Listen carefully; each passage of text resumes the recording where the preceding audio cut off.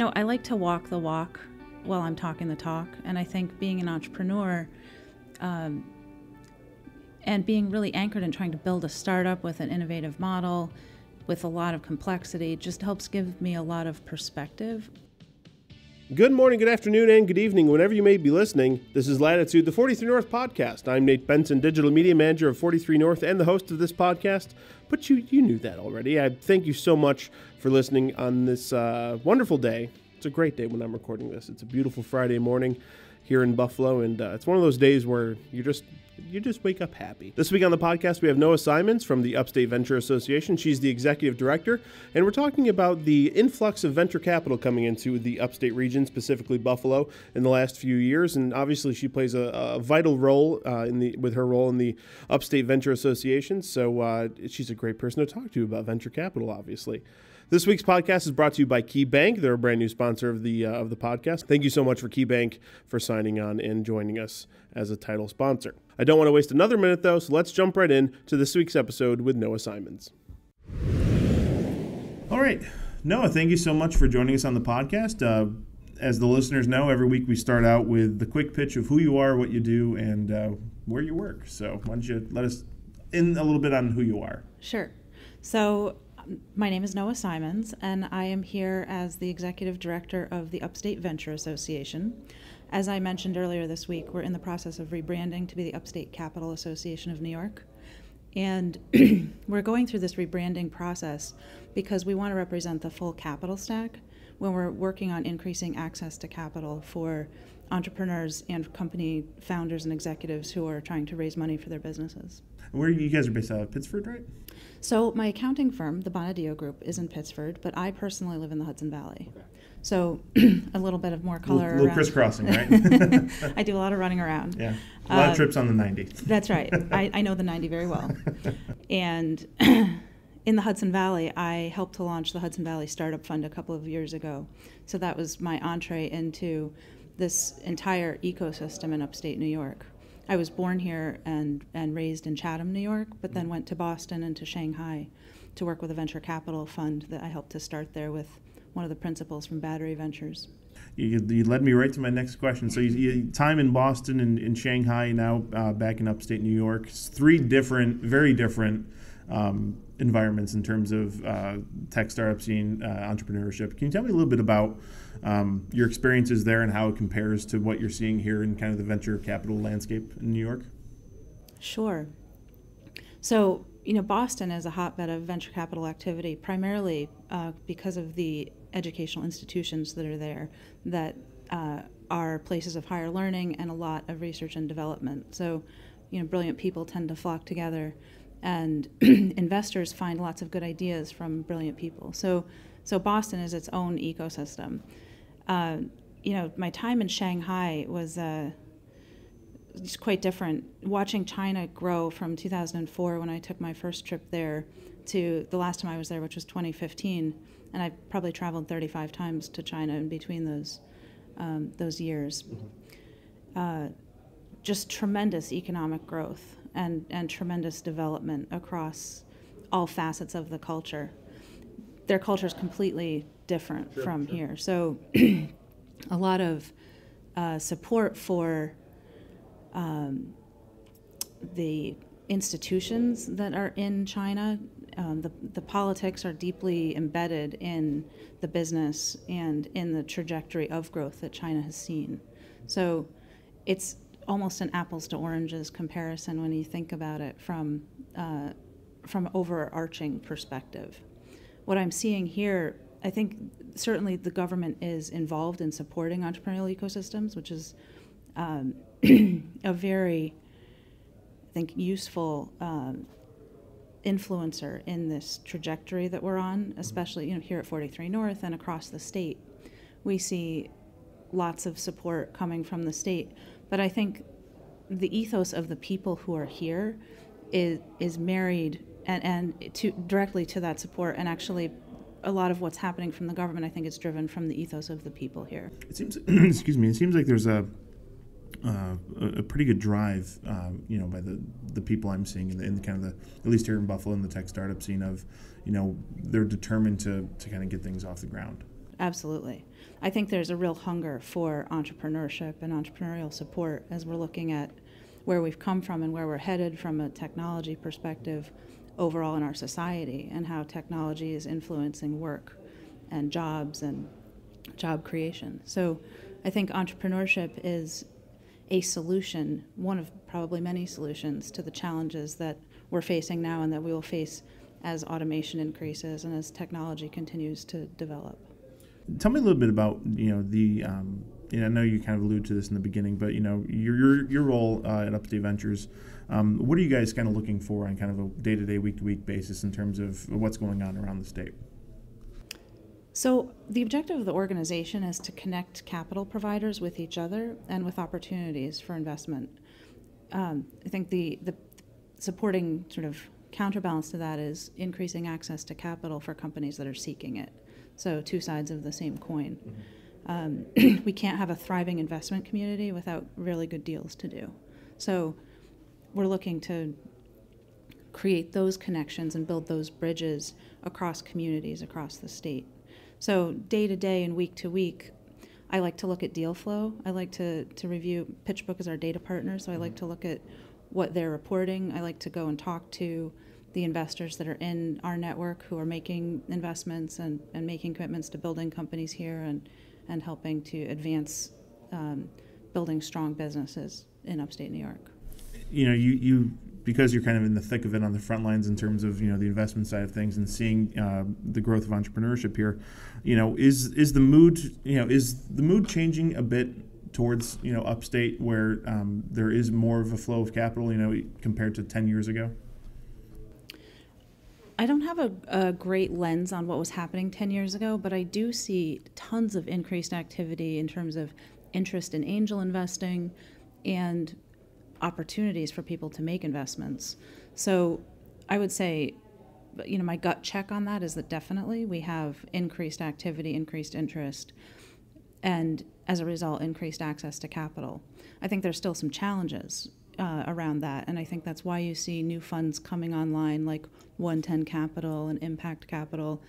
They seem to be getting hyper-specific about the industries they're kind of gearing towards, right? 110's like more like a hardware-based, venture capital firm. Yeah, I think most investors come with an investment thesis. Mm-hmm. So when you're coming to the table with capital, you've probably thought through about where you want to put that and where you see the opportunities. So, those are a couple of new funds coming in. I know Impact's goal is to really fill that seed to Series A bridge, because as angel investors come in and invest pre-seed capital and angel funding, there is a need to fill out the next level before you get to build the professional institutional initial investor set that's going to come on top of the angels. Because you're always crisscrossing the state, you see a lot of Buffalo, Rochester, Syracuse. We all kind of are focusing on certain sectors. Buffalo's the life science. Syracuse is now doing a lot more with the aerial drone industry, things like that. Do you think that's a good strategy in terms of like really honing in as a community on your strengths and trying to build off that? I do think so. I'm intrigued to see how it develops. I do think developing an area of specialization makes a lot of sense when you think back about how economies have developed over time and trends into cottage industries and specialization. I think having a body of knowledge with true experts and true professionals to build companies around and develop ideas around is really helpful. I think so. I'm intrigued to see where it goes, but it does seem like a good strategy. We're recording this the day after the Bright Buffalo pitch. You were involved with that. Give me your thoughts on the companies that pitched during that event. There was 16 90-second pitches and then 5 5-minute pitches from the finalists of the competition. What did you think of all that? So I found it really exciting to see the breadth of different companies that are developing around the ecosystem that's here. So not just specialization in life sciences or some of the things that Buffalo's maybe better known for, but I think that overall what's being built here is additive. So you see a lot of software companies, a lot of innovative applications of technology for different problem sets. And then some great product companies. You know, Rachel's Remedy is a great example of a company that is born here and bred here and built here. So I think it's a great Buffalo story. You know, what's interesting is, you know, when people say, when the people I interact with, they ask me, you know, are things happening? Because we're in the thick of it. You know, we speak this, you know, kind of language every day and talk to people every day. But the truth be told, like, you could probably go a block in any direction of the incubator here, and people would go, huh? Like, what do you mean entrepreneurship? What do you mean startup scene? You know, I lost it. I lost the question because I was rambling. The typical podcast host who talks too much. But I guess my point is... Well, it sounded like what you were asking me. See, this is what happens when you don't have coffee in the morning. I didn't have my coffee. I could share mine. That's okay. It sounded like what you were asking me was something along the lines of entrepreneurship isn't a widely known word. Yeah. It's not in the vernacular yet. Yeah. And it's an interesting point that you're bringing up. I was in Kansas City last week at the Kauffman Foundation's eShip Summit, where they gathered 450 people from across the globe to talk about building entrepreneurial ecosystems. John Gavigan was there, and it's great to meet him there. Yeah. And a couple other people from upstate New York, Marnie from Launch New York, and Jill Freeman from Venture Jobs Foundation in Rochester. So I thought we had good representation from across the state, from people really building ecosystems locally, and it's an emerging field. I think that's, you know, it's a key takeaway there. Kauffman Foundation is one of the major drivers in bringing these concepts to the forefront of our consciousness and our language in terms of how we're talking about our communities. Your background, kind of shifting a little bit here.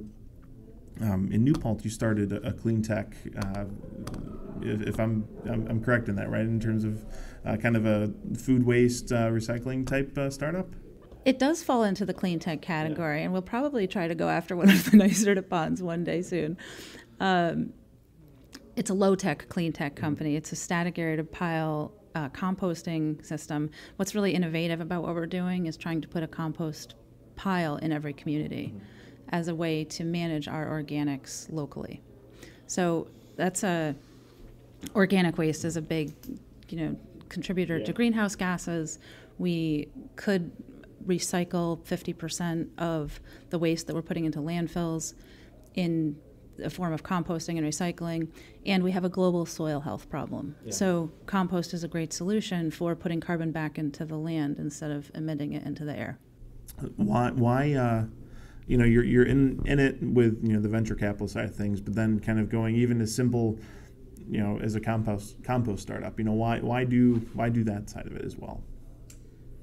I like to walk the walk while I'm talking the talk, and I think being an entrepreneur and being really anchored in trying to build a startup with an innovative model with a lot of complexity just helps give me a lot of perspective and sensitivity to the people that I'm talking to every day. And it's, I'm working on a project that I'm really passionate about. So it seems like a good marriage of two very different sides of my own personality. I think it's great. Similar as we were talking before the start.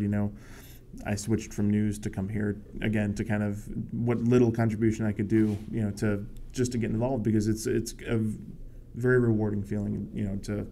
To just get involved and try to do a little bit. That's right, and I do think that the composting company for me, it's called Community Compost Company, and then we're developing a high-end specialty retail line called Hudson Soil Company to brand and sell the finished compost and then the value-added amendments that we'll produce. But it does satisfy that desire to give back in a sense and to in some way totally integrate these full system solutions that we talk about when we're also talking about building entrepreneurial ecosystems. In clean techs also, it does have a presence in West New York, even one of the several 43 North winners, Energy Intelligence, for example, with their kind of parking ramp technology to store and create energy. So clean tech's kind of embedded in New York's kind of culture of entrepreneurship. Given kind of the shifts from a political standpoint on the national level, and funding for that type of research might be tightening. Is it important now for entrepreneurs to really double down and keep pushing forward with clean tech innovations? Otherwise, the U.S., New York, they're going to get left behind in that. I would say yes. Clean tech is a sector that is certainly embedded in New York. NYSERDA is a very strong proponent of supporting clean tech innovation.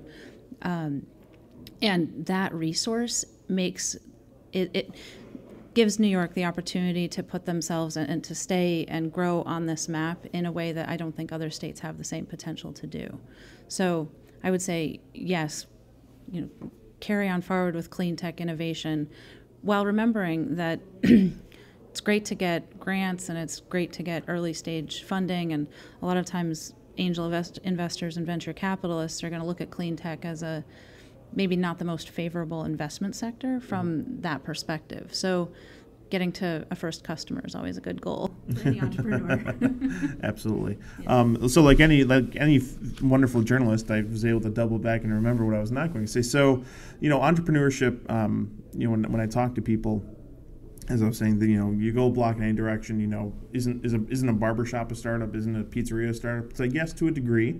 But it's the kind of the bigger ideas now are starting to come out of some of these New York I-90 towns like Syracuse, Rochester, and Buffalo. And I think you probably can attest to that yesterday at the Bright Buffalo pitch, right? Like, these were some pretty big ideas that may not have been developed here even 5-10 years ago, right? That's right. So I think you're talking about the difference between organic growth companies and scalable companies. When I'm thinking about entrepreneurship in its sort of truest definition at the highest level, I think of an entrepreneur as someone who is looking to own their own economic future.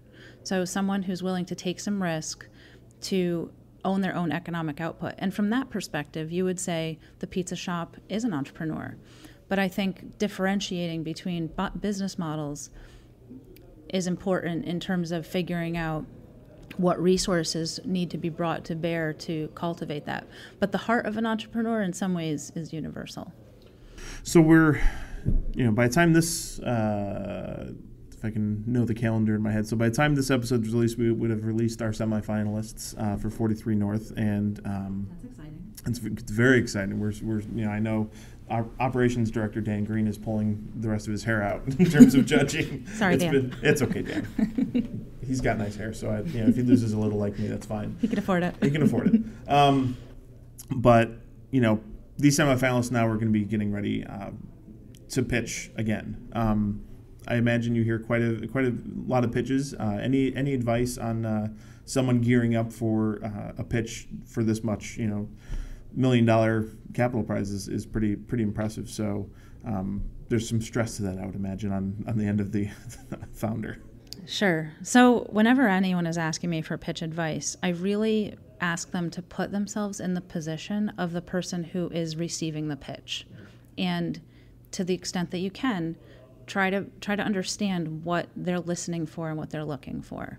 We do a lot of pitch coaching at the Hudson Valley Startup Fund because a lot of people haven't been exposed to these concepts before.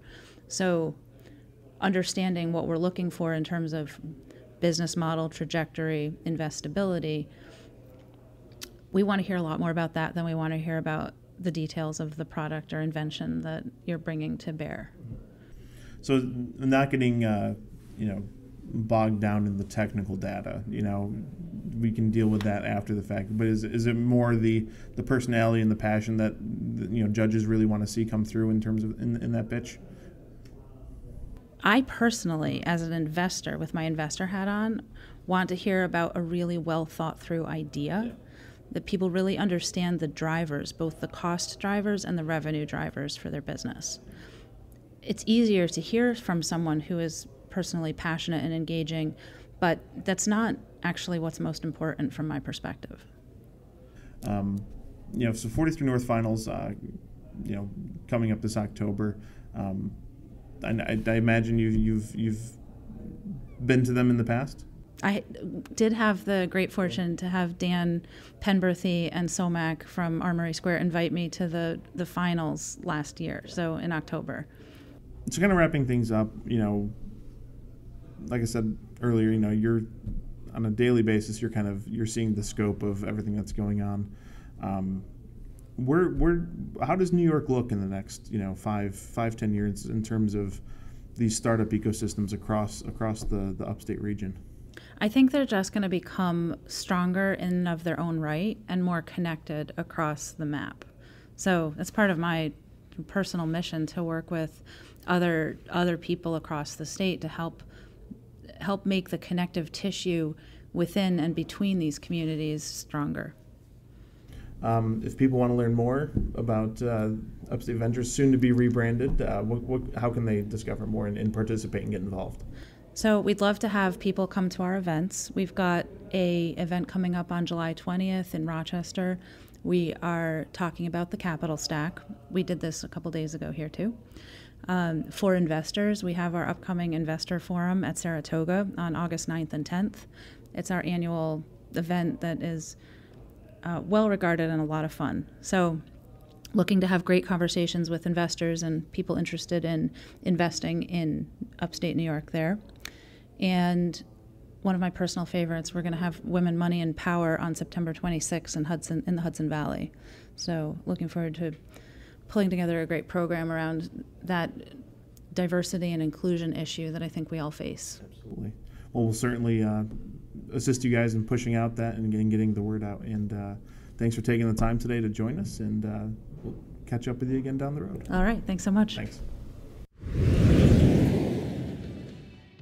I want to thank Noah for joining us on the podcast this week. And if you want to learn more about the Upstate Venture Association, you can visit their website, uvany.org. uvany.org. I also want to thank you for your continued support of this podcast. If you haven't already, please leave a review on iTunes. It certainly helps with our rankings, and we want to get this podcast out to as many people as possible. So if you can just take a quick moment and leave a review on iTunes, it would certainly be beneficial. And if you have any feedback for this podcast, shoot me an email at podcasts@43north.org.